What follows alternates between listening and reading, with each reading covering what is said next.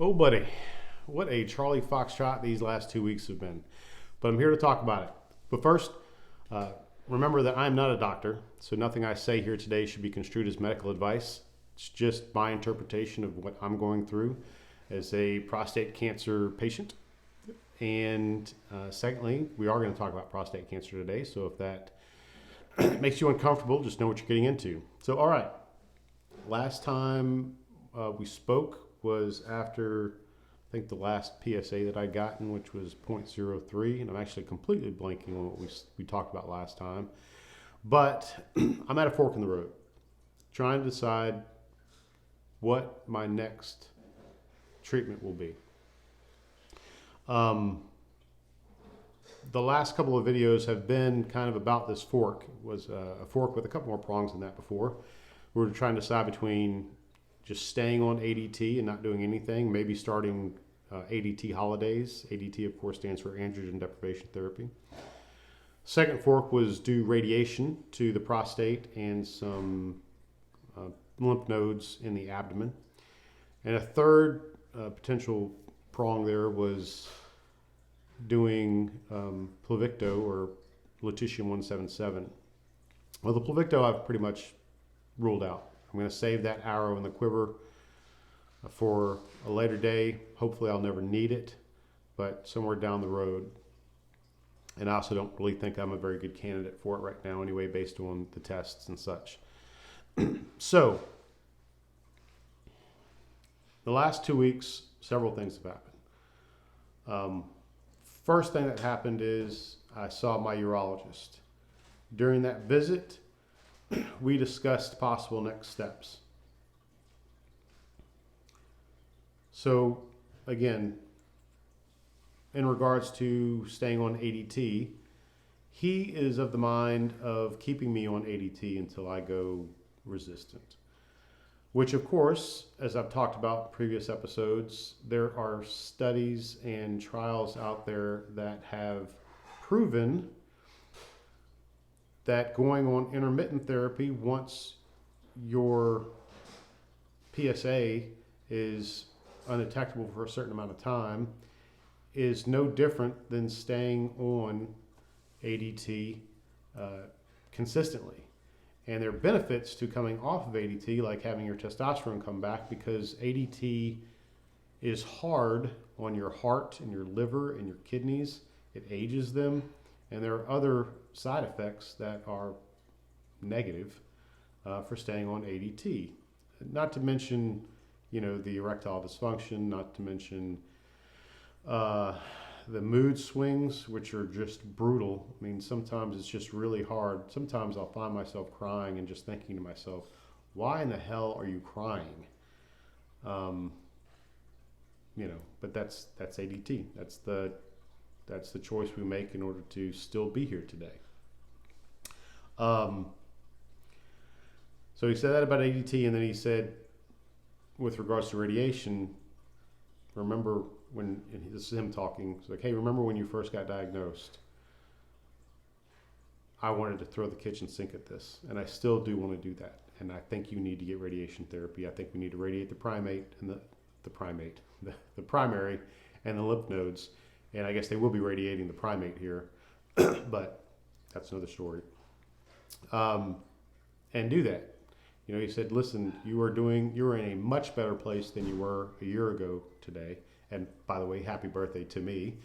This is a 1-year anniversary. Today is Memorial Day where I am.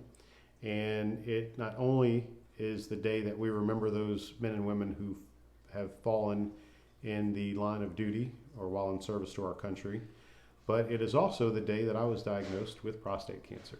So a dual meaning holiday for me. So again, my urologist said, you're in a much better place than you were a year ago, but I'm ready to throw the stink at this thing, or to continue throwing the stink at this thing. We've done chemo. You responded well to that. You responded well to the ADT. Let's get you on radiation therapy. And I've been thinking that's the next step too, so I'm like, okay.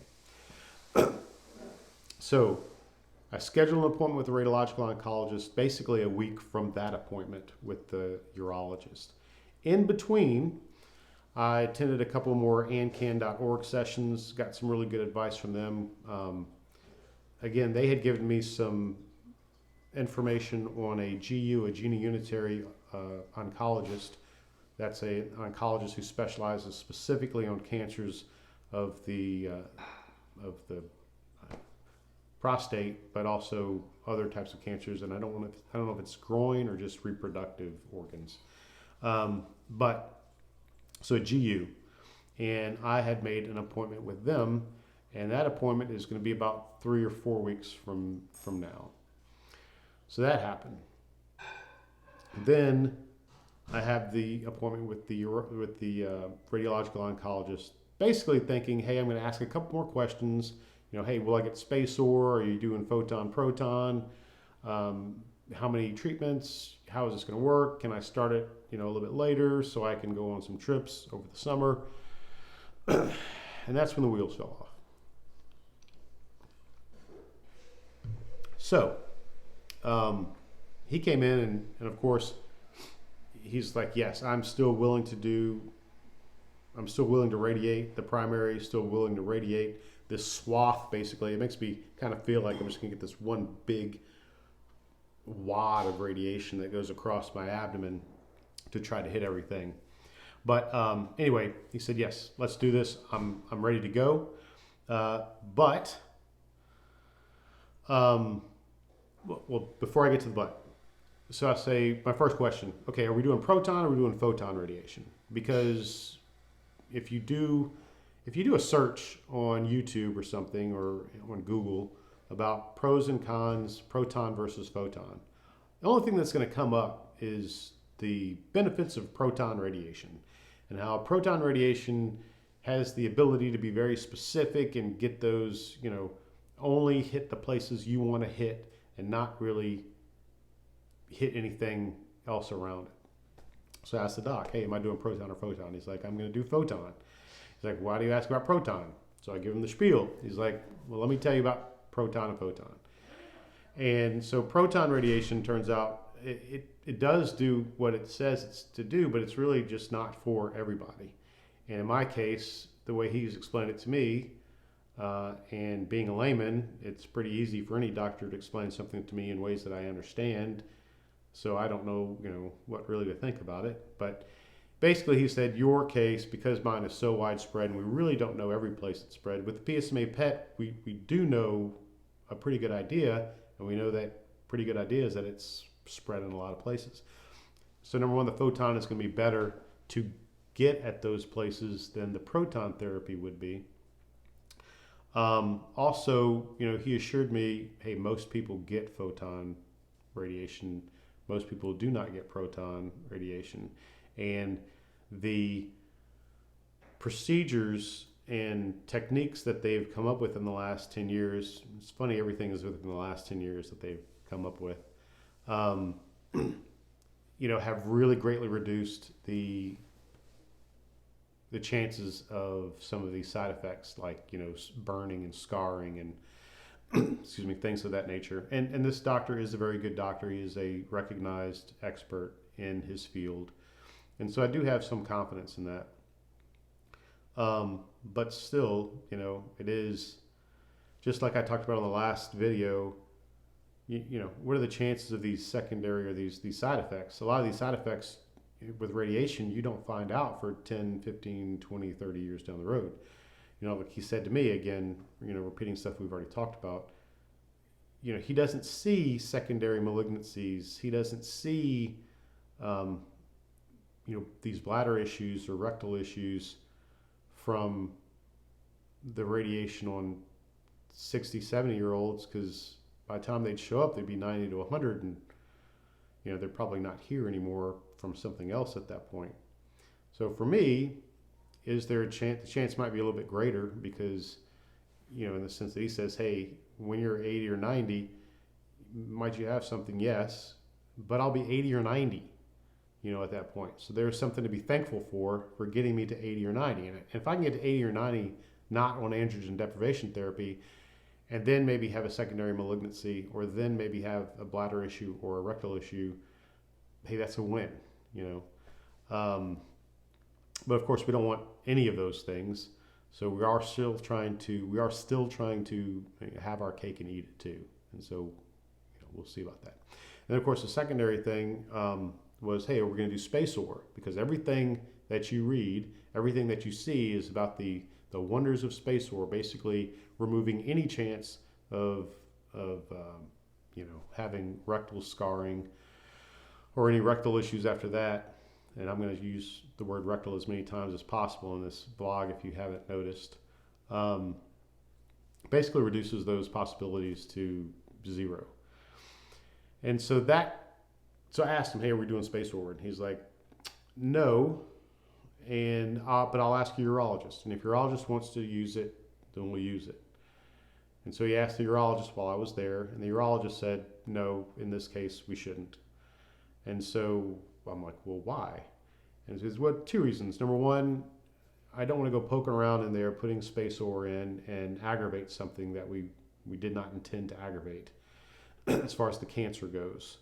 And two, your cancer is already out of the bag, so to speak, so we don't want to unintentionally shield some of the cancer that may have gotten out. We want to be able to get it all. And it's not exactly how he said it, but that's how I interpreted what he was telling me. That got me a little nervous. I'd come home afterwards, I did some more research, and I thankfully found a video from PCRI and Dr. Scholz. What Dr. Scholz said was, with regards to the side effects of rectal scarring and such, again, the techniques that they had come up with radiological oncology have basically reduced that possibility to very, very low, maybe 1% or less without space ore. And so the advent of space ore just reduces that already very low possibility to almost nothing. So that did help me feel a little bit better. So going through there, and then it's like, all right, how many are we talking about? And he's like, all right, 7 to 9 weeks. So we're looking at 7 to 9 weeks of photon therapy without space ore. And I'm just like, come on. Okay. I knew it was going to be a while. I didn't expect 7 weeks because, again, it is radiating your body. And whereas before, and this always annoys my wife, because whereas before I'm like, yes, we're doing radiation, no questions asked, that's what we're doing next, blah, blah. And I'm like this, every time we get to the point, then I really start nitpicking everything and start really thinking, and I'm able to focus on the questions and focus on the answers. Whereas before, I knew the questions, I knew the answer, I was aware of what some of the answers could be, but it's nothing like being right at that precipice, looking over the edge, about to take that leap, and then you really have to start thinking about things, about, hey, radiating your body, or hey, is this the best choice? Maybe waiting until something better comes out is a better choice than not subjecting my body to radiation. But anyway, I tend to think about those things harder at this stage than I do a little earlier. So he tells me those things, 7 to 9 weeks, whatever. And then I'm like, all right, well, I'll see what we can start this so I can still do the travel this summer and whatever. And I'll have to admit, the way I've laid this out isn't really how it happened. He actually led with, hey, before I get into anything, I need to tell you guys I'm leaving. And I'm leaving in August. So, and he said, but I still want to treat you. We've had several meetings, all to bring us to this point. I still want to go to war with you, his words, and get this thing that's already on the ropes and see if we can't completely beat this thing down. So at that point, I start feeling, the pressure. And, it's just like being in in a car lot where they're like, hey, or anything, hey, this sale, or I do this in my business too, and I don't do it like a vendor tells me they're going to raise prices 10% a month, and I'm talking to a customer who wants to buy this thing. And they're like, all right, well, I'm going to think about it for a while, and I have to tell them, hey, listen, and I'm just trying to be open. I'm just trying to have full disclosure. Just letting you know, in a month, these prices are going to go up 15%. And I know to the customer who doesn't know that I'm being truthful and honest, it sounds like I'm trying to do a pressure sale. And, so that I completely have confidence that the doctor is just trying to be open and honest. But of course, to me, the customer in this case, it comes across as a pressure sale. And I don't like, as soon as somebody starts trying to pressure me into doing something, that's when I put on the brakes. And that's when I start wanting to take a step back and just say, let's hold the horses on everything and just wait. Let's just wait and, either wait for something else or just give it some time. So yeah, so he's leaving. He's leaving in August, and he's going to move to another center of excellence in Syracuse. Now he did, like I said, he did say that he could get the treatment in and get this done before August if we start now. So again, there's that pressure. We got to start now. So, fast forward, in 4 days, I'm going to have my preliminary session where we go and get, hey, what is the repeatable position that I'll be in for 7 weeks, 5 days a week, with a full bladder and empty bowels to get the radiation. And of course, that's given me a lot of pause, just because of the feeling of being pressured into this. And again, I know, I trust that it's full. That's not the purpose of it. It's not the purpose of why he told me. It just is what it is. And I know it's true because when I got home, I did some research, and there's press releases that had come out before already announcing him moving. So that was there. I know it's valid, but again, you can't help how you feel sometimes. So here I am. I'm feeling pressure to do something that is a risky decision. Everything in the cancer journey is a gamble. You don't know if it's going to help you or hurt you more. So, like I had mentioned before, I have this appointment with Dr. E from Houston Methodist, and that's in 4 weeks. And I was kind of excited to see her because she comes highly recommended. And then I said, well, that's kind of neither here nor there now because I'll be in the middle of radiation therapy. So why am I going to see her if I'm going to be in the middle of radiation therapy? So then I started thinking, and then I was like, there's always the doc from Memorial Sloan Kettering, who I saw at the very beginning of my journey. She's been CC'd on all the results that I've been going through. So if she's been looking at them, she's at least been keeping track. And she's familiar with the case. And she also said, more importantly, come see me when you're at the next fork in the road, which this is a proverbial fork in the road. So I called them up, and sure enough, they can get me in to see them. So, and I will talk to her about, hey, what is your opinion on what you think I should do and whatever. So that's going to start this whirlwind week. It starts today with Memorial Day, my 1 year anniversary of diagnosis. And then tomorrow I fly up to New York. I will see her on the following day, on Wednesday. I'll fly back that same day. And then theoretically Thursday, I'll be at the oncologist's office in Panama City to get fitted for, the radiation therapy to begin, I guess, a week from today. So that is going on. It is a lot. I am nervous about starting radiation therapy, and I'm hoping that seeing the doctor who is a GU, but seeing the GU at MSK is going to help clarify some things for me mentally, just like as it did. Because if you remember, when I saw her the first time, I had been told, okay, you're going to be on ADT, and we're going to start chemo. And we want to start chemo within a month. So it was also a pretty quick thing. Hey, we need to start it. And seeing her and having her endorsement on that as a treatment really solidified my decision in getting chemo. So I'm hoping for the same thing here, but we'll see. Unfortunately, the wife can't make it with me this time, but I know she'll be with me in spirit. So we'll do it. But I don't want to end this on It's not a down note, but not a high note. So let's go out on a high note. And here's the high note.